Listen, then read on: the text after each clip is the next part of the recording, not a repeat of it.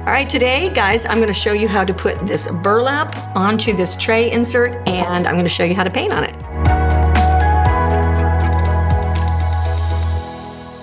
Okay, so this insert is the insert to our Anyway tray. You can paint them in different colors. They come shipped to you flat, and then these inserts pop right on in your tray. So now you can paint on that. You can remove it. You can paint on the back side, and you can stack them up. So this is incredible for storage.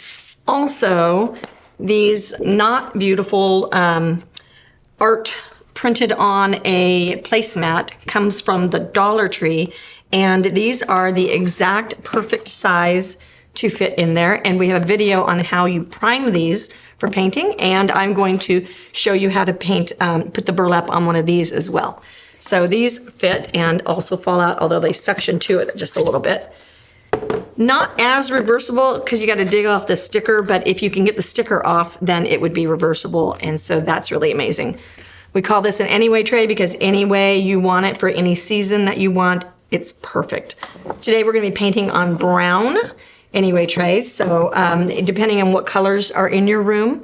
And then we're also going to print or paint, I think I said print.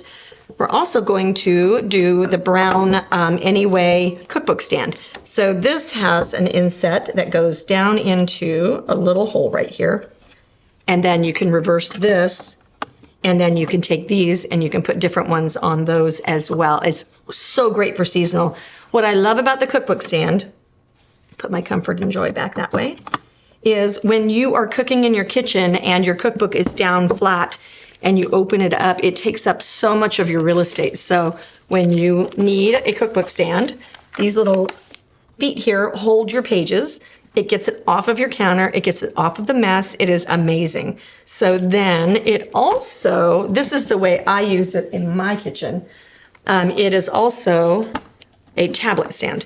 So when I'm cooking or dicing, I do a lot of chopping and dicing and canning and things like that. When I'm doing that, I like to watch YouTube videos on my tablet, but I don't want it laying on the counter where I'm making the mess. So it's such a handy thing to have around, and you can make it any season, any way you want it. All right, so next we're gonna cut our burlap into the size we need it, and then I wanted to show you that we chose Always Grateful as our theme. When you are painting on something like burlap, you want to make sure that your art gets along with the rusticness of the burlap. And then when we're painting on things that are different sizes, what's neat about StudioR12 Stencils, and you can find that at StudioR12.com, what's neat about that is our stencils come in all the sizes. So not all of them do, but many, many, many, many of them. I give it maybe a 70 or 80%. So you can buy your stencils in really big sizes, and our stencils are made of durable Mylar, and it's food safe, and it's reusable over and over and over and over and over. So if you've got friends that want to craft, you guys can share them with each other, do that kind of thing, or make them as gifts. All right, guys, I have a bolt of burlap. Get this when it's on sale, and it's super affordable, and you would not believe how many times and ways you will find to use it. So we're gonna unroll it, and I notice, right here I have this crease going.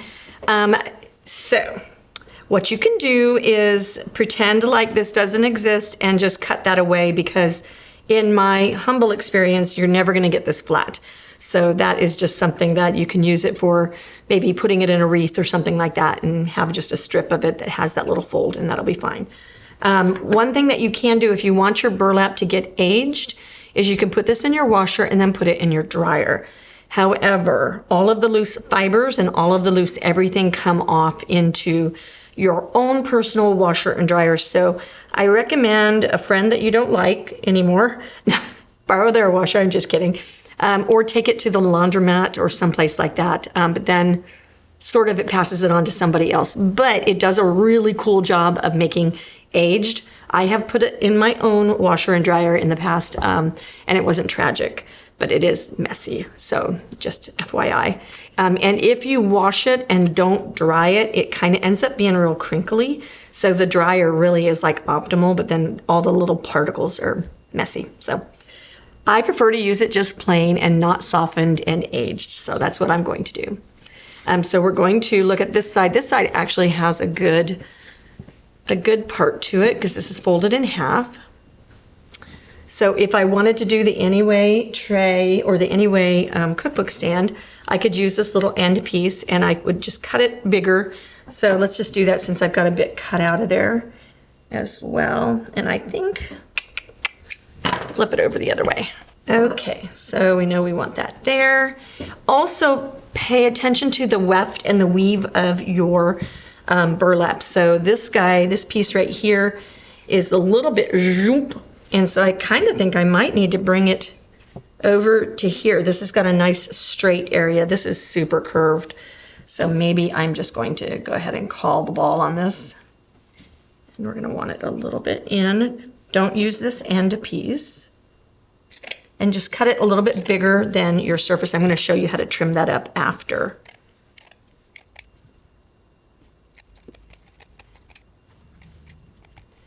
If you're cringing because you're a crafter or a sewer and you know how to not waste fabric, don't judge me, okay?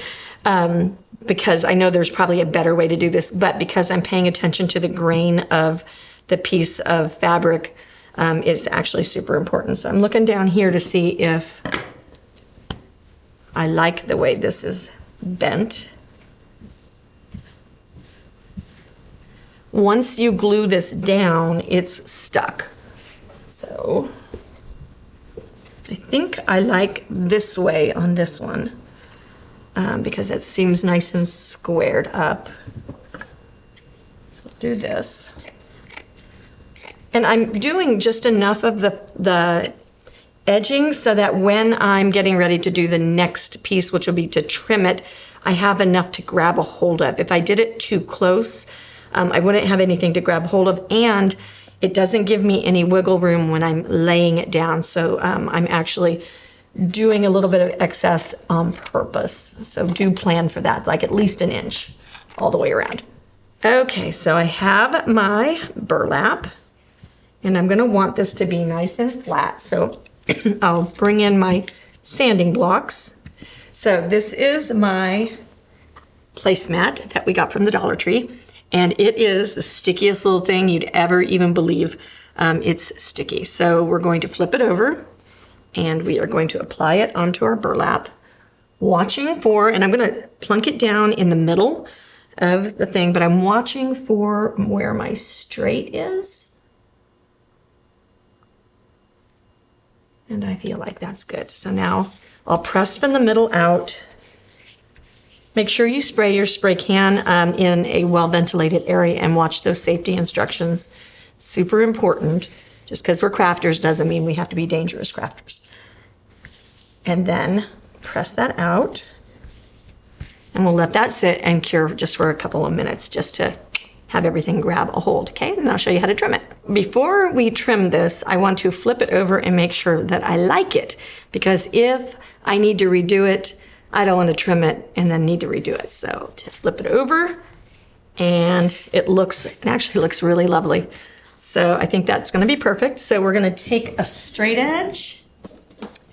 T-squares are your best friend. You need T-squares. We have them in 18, I think it's 18. Is it 18? 18 and 12 inches. They are amazing for so many things you wouldn't even believe. And it's so handy to have when you need one. Okay, so we're gonna line that up. We're on a self-healing mat so that we can apply pressure. You could use a piece of cardboard as well. I've got a new box knife.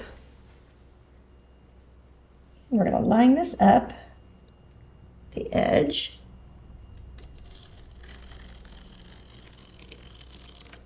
Let's do one corner for you on camera. So you're just gonna go slowly. So I'll just use my scissors to come around. And slicker than anything, that's how you trim it up.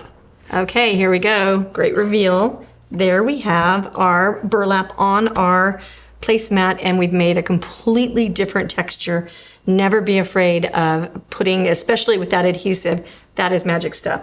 Also, don't throw these guys away because they would make cute little ribbons and things like that. So just keep a pile of your ends of things to be able to add to other craft projects. With burlap, you can have a tendency for your edges to fray. One thing that I thought of, and I decided not to do it on this project, but I could have taped my placemat edge and then sprayed it with the sticky and then removed the tape all the way around so that this fabric would not stick there, and then intentionally fray that edge. So that's one thing that you could do. If you don't want this edge to fray at all, what I would do is I would take my matte Krylon 1311, that's those numbers right there. This is a magic polyurethane spray that is incredible for a million reasons. I would take it outside and I would do a nice heavier coat all the way around the edge of this so I didn't get any of the fraying with everyday wear and tear, and then do a nice even coat over the entire thing. And I would do that before I painted. You could do it after as well, and it'll protect the paint. The paint's not going to come off the burlap. But just know that if you want those edges to never kind of move, then you give it like a little bit of poly glue. All right, so now we're going to attach our stencil to our surface. I'm going to slide this over to the edge so that I can get under it. We're going to tape in 2 spots. So I'll do this corner, and then I'll do this corner over here. If you only tape, let's have that lesson right now because it was very obvious. If you only tape in 1 spot, you can do so much moving around. So you always want to tape in 2 spots to keep it square. Okay, and now when I'm trying to move my stencil, it's not going to go anywhere. Okay, so then we take our biggest dome brush and our black paint, number 28. If you guys don't know, we have given numbers to our paint colors. If you ever want to do exactly what we're doing, we sell a chip chart.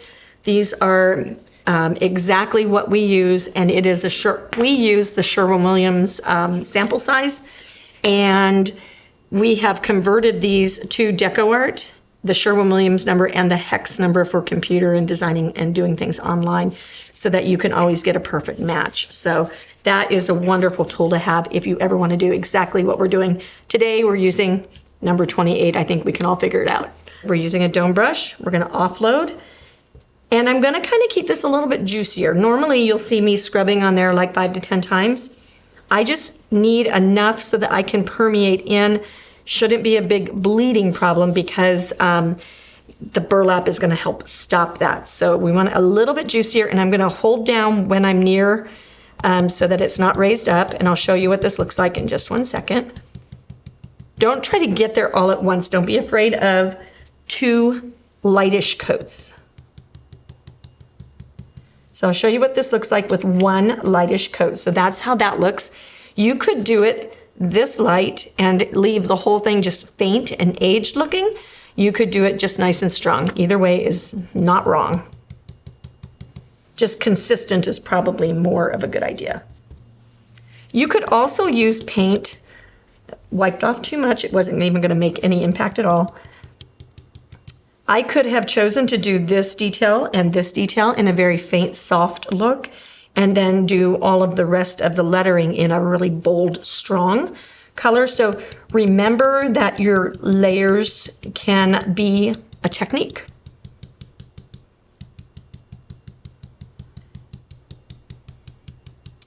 Note that I'm starting at the top and I'm working my way down. That is just going to be the most organized way. And that's what that looks like. I don't even think it needs a second coat. So I'm going to finish this and we'll come back.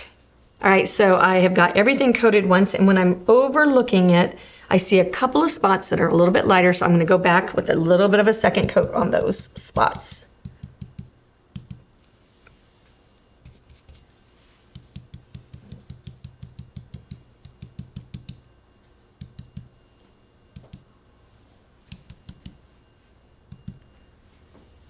All right, time for the reveal. Ta-da! Fabulous! Okay, so you could do a couple more things to this. So see, I've got a loose thread going out there. I'll pull that out and let it be frayed and stuck down right there. Neat, I like it. So you could do that intentionally and love it like that. And then I would still go and spray this. To antique or distress the edges, you could do some sponging or something like that, or you could just leave it plain and simple. I think I might leave it plain and simple. Today, let's see how it looks in our tray. Ta-da! Isn't that fantastic? It looks so good. All right, if you want to do the cookbook stand with the same art on it, make a nice little set for your kitchen, then you can do exactly the same steps. And then it might affect, this goes right into a little notch right there. So it might make it a little bit snug to reverse it. So this might be one where you can't reverse your art if you put the fabric on the other side, but it would sure look great. All right, guys, thanks so much for watching today. If you found this content interesting, make sure that you give us a thumbs up and then subscribe and ring the bell. And don't forget, you can use this technique with any fabric, not just burlap. I'll see you in the next video.